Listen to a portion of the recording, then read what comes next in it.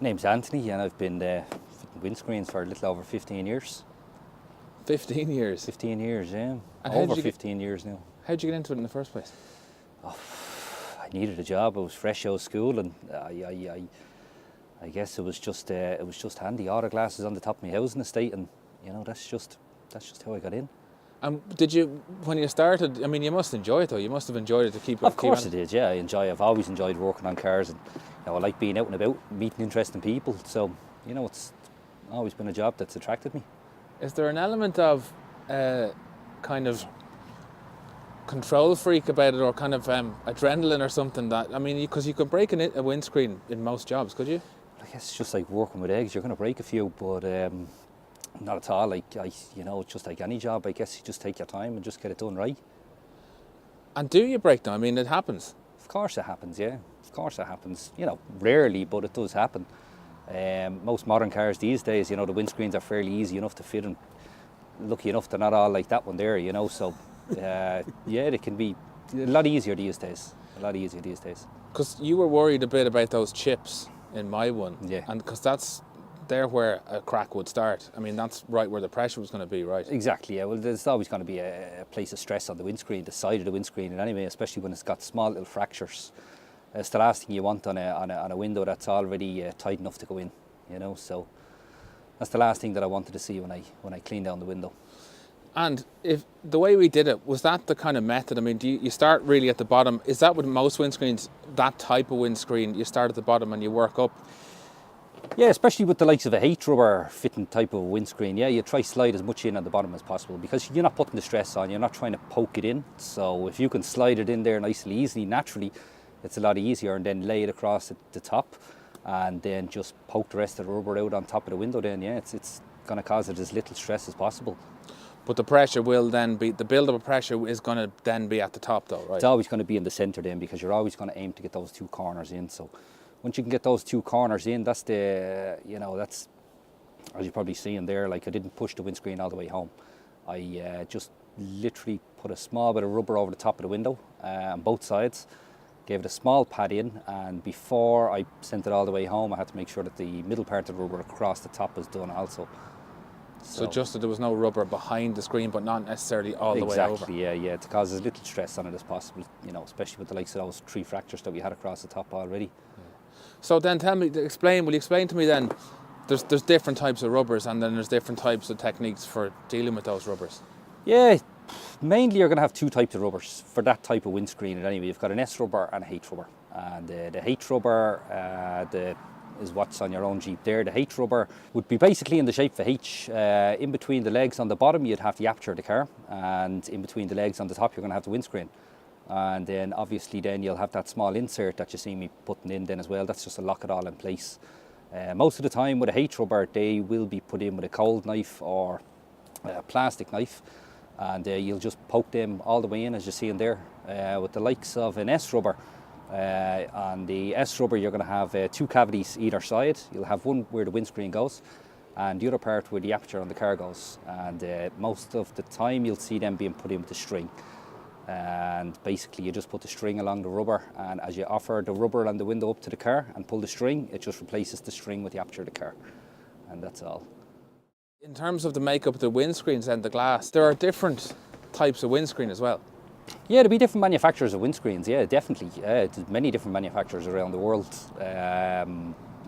Mainly you'll see the big companies like Pilkington, St. Gobain, XXX.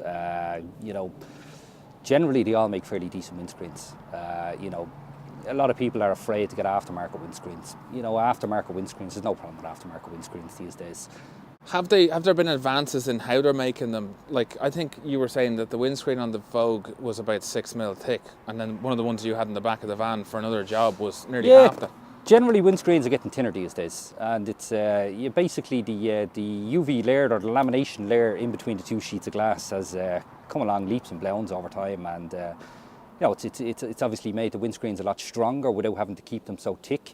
You've also got in the lamination, you have acoustic layers then as well, so it's noise reduction. And then obviously then just trying to shed weight off the cars these days, taking 2 mil off a big piece of glass like that'll save you a lot of weight over time, Tell me the story about the Pagani, because you'd kind of asked for it to be a quiet job, I think. I did, yeah. The Pagani was, I think it was one of the centerpieces of the Cannonball Rally that was starting there at East Point Business Park there in Dublin. And I know they had broken the windscreen on the way over on the boat, and would have been the centerpiece. They obviously didn't want to go around with a big star break across the window, you know. How did that happen? Big enough break. I'm not even too sure, like, you know. I don't even think the owner of the car is too sure about how it happened. All I know is it arrived there and the owner seen that it's got a 2 foot, 3 foot long star break across the front of the screen. So the windscreen itself, was being flown over from Italy on a private jet, and I was asked would I fit the windscreen. I said, yeah, listen, I said, there's no problem at all. I said, I will do it, you know. But if I was going to do it, I would like to be, by myself, put it in an underground car park somewhere around the area. I'd drive down. I'd spend my time, I'd get the car done. Like, it's a very particular car. It's got a fully carbon fibre body on the car as well. So the dashboard is also the aperture of the car. So basically what you're seeing us feeding the rubber onto, that was the dashboard of the car. So any small mistakes would have been, amplified by such a weak body, I guess, And I think that is the dashboard also, it's part of the actual body. I mean, that's what I mean, yeah. The dashboard is structural. The dashboard was the body of the car, so basically where the firewall came up from the engine was shaped into the shape of the dashboard and then just ran off. So the car was, seamless. It was beautiful, But I had pulled up in my van and I see they had cordoned off the area. And the Pagani was behind basically red velvet ropes, and there was queues of hundreds of people standing there waiting to see the show that was going to go on. And you'd asked for a completely solitude, basically. Solitude. Yeah. That's what I had asked for. That's obviously not what I got, but sure, my whole life that's the way things have gone. So why should I expect anything different on the day? But so I had vloggers there. I had people with cameras. I had.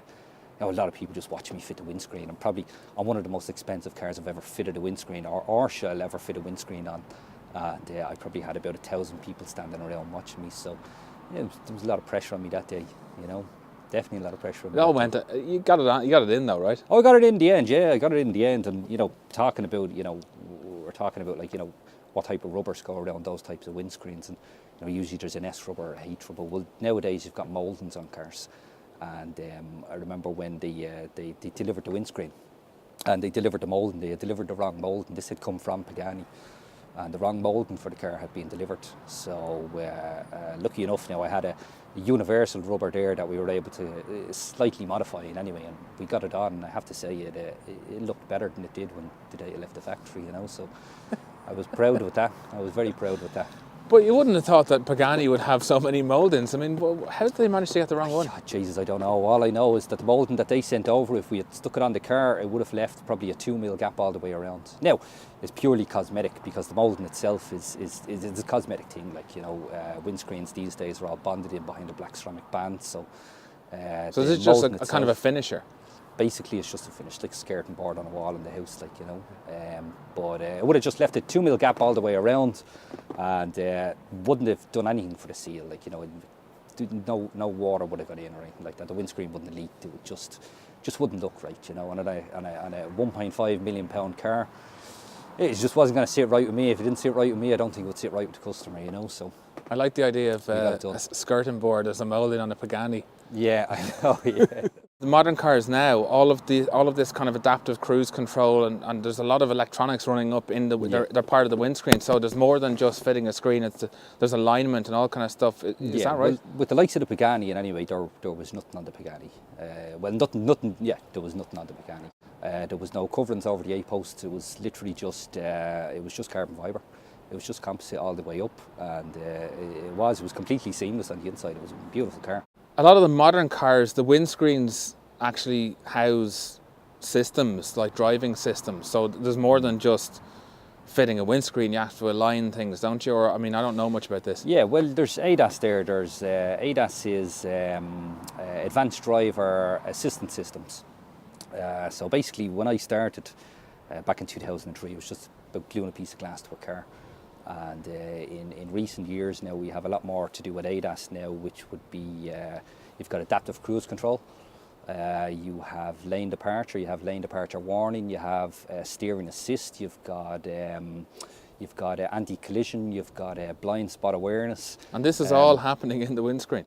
A lot of it would be in the windscreen, yeah, and even parts that aren't in the windscreen can be affected by the components that are in the windscreen. So most of the time you'll have a multifunctional camera on the windscreen, and they all work in conjunction with each other. So the multifunctional camera will talk to the radar. Most of the time the radar can be behind the manufacturer's badge on the bumper of the car, and basically when you remove a windscreen, with the calibration, it's basically just to tell the camera where the centre of the road is again. And when you're telling the camera where the centre of the road is again, you're communicating with the camera, so the camera can't communicate with the radar or LiDAR. So basically, when you do a camera calibration, 99% of the time you'll have to do a radar calibration also, you know. It's basically just telling them where true north is again, like, you know. So there's a lot of these systems. Is there a, then, I mean, is there a, what do you call it when there's the black already around the windscreen, the satin or whatever? The ceramic band. The ceramic band, and is that in a certain place, and then the windscreen has to be in a certain place? Yeah. Well, the ceramic band on the windscreen, that's you know, that has a lot of functions to the windscreen, but the ceramic band will mostly just hide the components that you fix the multifunctional camera to, or LiDAR to, or radar to, or whatever might be there. But you know, there's so many different things on the screens these days, as in, you know, there could be light sensors, moisture sensors, humidity sensors, climate control sensors. You know, you have heated screens, you've got acoustic screens, solar control. There's so many different bits and pieces in windscreens these days. You know, which is only driving up the price of windscreens. So that must keep you busy with being trained. Yeah, it's constantly changing. As I said, especially over the last maybe 5 years. Over the last 5 years, things have come on leaps and bounds. You know, it was much easier back in the day when all you had to do was go out with a piece of string or a cold knife or a thing to poke the rubber over the window. You know, things were a lot easier then, I guess. But nowadays, yeah, the industry has changed a hell of a lot, yeah. What we didn't talk about actually was the difference in technique then. So you've got you're talking about replacing in the H type section. Yeah. You'd use this. It's the string that you'd use. No, that's in an S rubber. In an S rubber. The likes of an S rubber, yeah. So what's the shape of an S rubber? If you can imagine an S rubber, just except lined horizontal. Okay, so you've got obviously the S. You've got one part here, this part of the S here, which the window is going to sit in.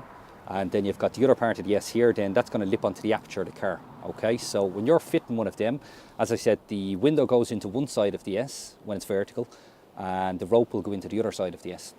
So when you offer the windscreen and rubber up to the body with the rope in the rubber, basically when you pull the rope inside the car, you're just replacing the rope with the aperture of the car. So it's a handy enough system. Most cars won't have this these days because, you know, there's a lot of benefits to having a bonded-in windscreen. Like, you know, today's windscreens are part of the, you know, they're part of the structure of a car.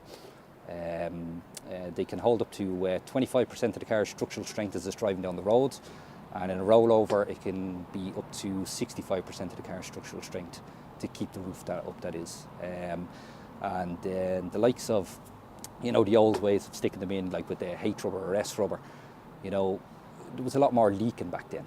You know, you get a lot more leaks, and, you know, as I said, you know, even with the UV light of the sun, it'll break down the rubber over time and, you know, cause leaks, cause the windscreen not to be held in as well.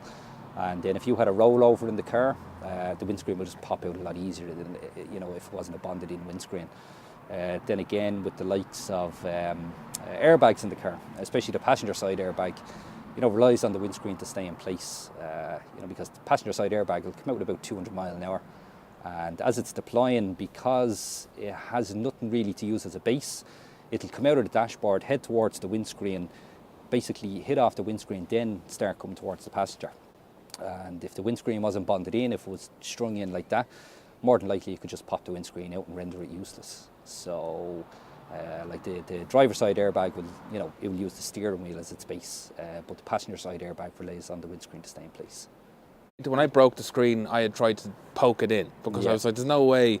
Yeah, I just well, look, couldn't. Yeah. You were definitely going down the right route. Definitely going down the right route. I know the arbor mast that you no, sorry, not the arbor mast, the butyl tape that you had used. It was a good idea. It just wasn't pliable enough. You know, unfortunately, it was holding onto the rubber and it was holding onto the window somewhat. So when you were trying to put the windscreen in place, I think the main problem is that there wasn't enough movement in the rubber on the body. So if there's not enough movement on the rubber on the body, it's not going to be able to settle down enough. So you would have had a lot more rubber to poke out on the top than I would have had to poke out. Because my windscreen probably sat down at another 2 or 3 mils more than you, it just means there was 2 or 3 mils of rubber less that I had to poke onto that windscreen across the top. So you were definitely going the right direction, just Didn't make life easy for myself. No. But maybe on a, because I know these aren't the easiest ones in any way to do. Because I do know with the roof on them car, when you do take out the windscreen, the panel can drop down a couple of mil then as well. So, you know, everything was against you. Everything was against you. I was just thinking there about the bonded in screens, because I was saying to you that the Esprit screen is bonded in, but it was bonded in 1976. Yeah.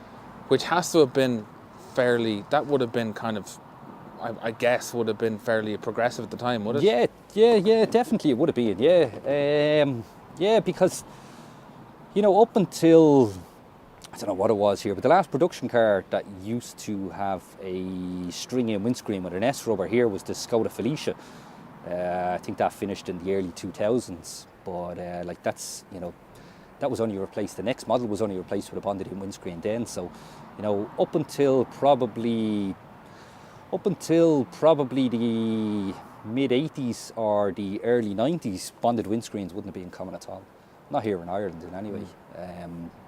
But I think it's well known with I think Esprit guys that it's definitely part structural, yeah. Oh, I'd say it would be, yeah. Yeah, I'd say it would be. There's very little in the top of the car otherwise. I highly doubt it, yeah, highly doubt it. A very wide car as well at that, yeah. You have represented Ireland. You won the Nationals in windscreen fitting, right? Yeah, well, no, with a different company. That was with Autoglass at the time, yeah. The Autoglass are owned by a larger company called Belron.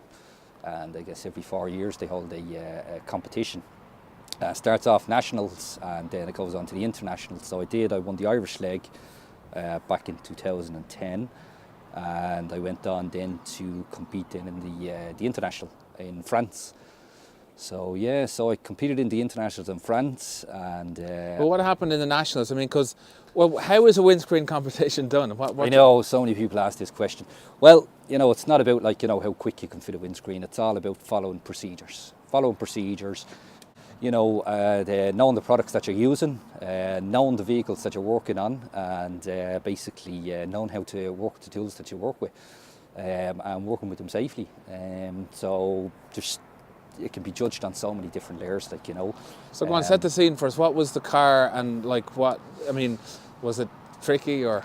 The car was relatively easy. It was a Ford Focus. So the car was relatively easy. It was basically, it's held over, I think it's a 4-part competition. Jesus, it's a long time ago now. It's 9 years since then, but it's a 4-part competition. So it's held on a windscreen fitting, a glass repair, which would be like a stone repair, also on a body glass and a back screen removal. Which the back screen removal now wouldn't be necessarily something that you do on a daily basis. It wouldn't even be something that you do on a yearly basis. Maybe if you do a lot of work for body shops and they're going to repair a roof, or if they want to replace the back window out of one tailgate into a new tailgate. So I don't really know what the benefit to removing the back screen was, but basically, so you were judged on the 4 parts: the removal of a back screen, the replacement of a body glass, the replacement of a windscreen, and then the repair of a stone chip. And it was just all judged on procedures and, as I said, just your knowledge of the tools and chemicals that you may have used, Well, so what won it for you? What won it? Don't be modest. The Irish thing is being modest, but you must have an idea of what you did better than the rest of them. How many people were there? How many people were in the competition? I think there was about 8 people in the competition. But you know, you had to apply for the Irish, for the national leg, and I think you know, so many people were picked to do the national leg, and then obviously then if you got through the national one, then you would represent then Ireland, then your country. I can tell you what made me do it. There was a new tool out at the time that was in Switzerland, that had been fitting for them in Switzerland about a month before the competition was announced, and I seen a tool over there that I'd never seen before. It was basically a wire system to remove a windscreen. And I came back, and I remember I asked my boss, I said, I want one of these tools. And he says, oh look, we can't get you one of those tools. They haven't been released here in Ireland, but I believe that they're going to be using them at the Best of Bell run. So if you enter this competition, I'll get you one of these tools. And I said, cheeky. Look, oh yeah. So I said, okay, well look, I said, I'll do the competition. I said, but I said, I'm only doing it to get the tool. And I had like no qualms about it. I was only doing it to get the tool. And he said, perfectly fine. So I remember the night before the competition is when I start kind of going over things, because I really didn't want to enter the competition. I was young at the time, and you know, there was nice prize money involved as well. So it was a year's wages at the time. So you know, I was eager to get it, but I knew, being so young at the time, I was going to be going up against people that were basically in the industry for 10, 15 years. Like, so I said, listen, I would just do it then. Because once you win your national leg, you can't do it again. So you've only one chance. So my intention was to get the tool, be a number at the competition, like, you know. But I guess I don't know. I just. Do you think maybe you hadn't put, because you weren't expecting anything, you probably weren't feeling the pressure of it? Maybe. I think that could probably be the main thing. Yeah, that could be the main thing. See, like. When I worked for the other company, and anyway, there was, you were constantly being tested. Every year you were being assessed, you were being tested, you were constantly being retrained. So things were always fresh in your mind, procedures were always fresh in your mind, and you did it every day. And anyway, so when I went in, as I said, I wasn't looking to win, and I guess because I wasn't looking to win, maybe I hadn't got the stress, I hadn't got the weight on my shoulders that the other lads had, and I guess I just did well and everything, and overall I just came out on top that day. A year's wages though, that's yeah, but the year's wages then was if you got the international one. Yeah. So the nationals then was just a handshake, a trophy, and a small check, and anyway, but sure, it was good enough for the time. And anyway, I got a free holiday to France, and I guess a very good experience. Did you get your tool? Sorry? Did you get the tool? I did get my tool. Yeah. So that's the one that you put you thread the braided cable through. So basically on a bonded screen you'll have like what we call a square wire, like a piano wire, and that'll basically be underneath the windscreen. From the outside it'll be basically wrapped all the way around the windscreen from the outside and poked through the bond line.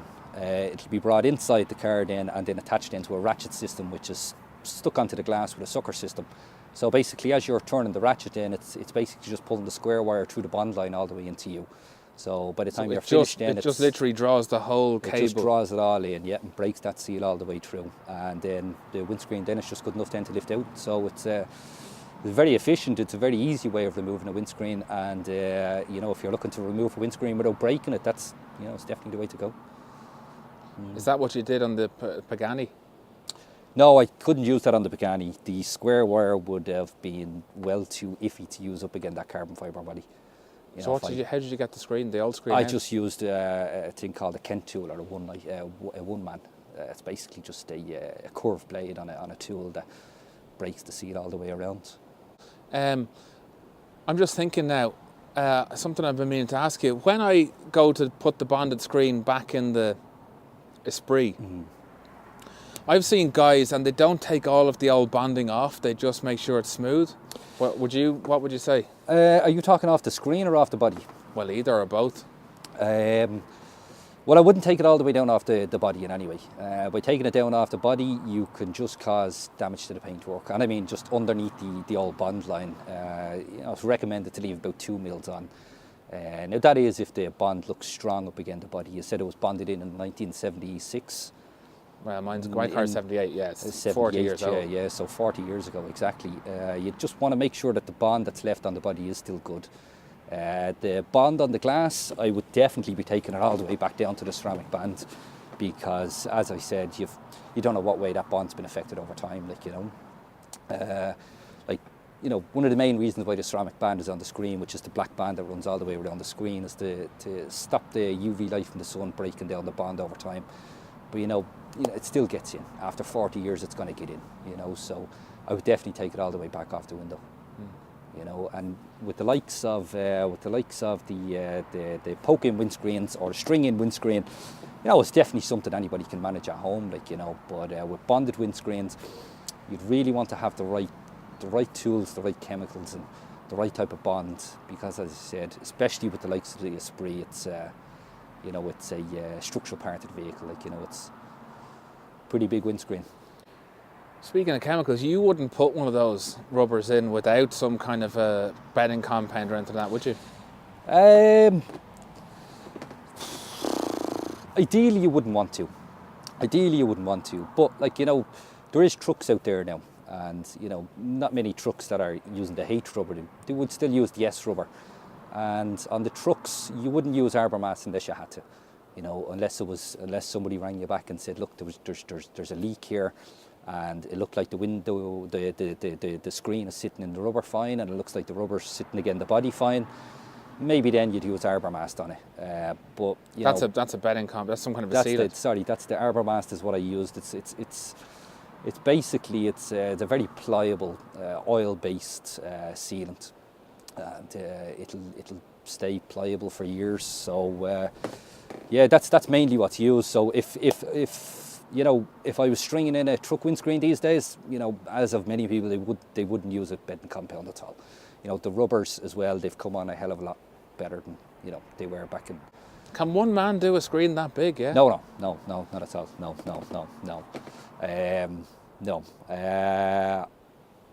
No, you definitely need two people and scaffolding. And scaffolding, yeah. And scaffolding, yeah. Well, as I said, there's a lot of trucks these days now that even be bonded in. There's very few new models of trucks coming out now that are still putting in even the S rubber. I know there's still a couple of manufacturers kind of holding on to it, but mainly everything is bonded in these days. I think that's probably everything.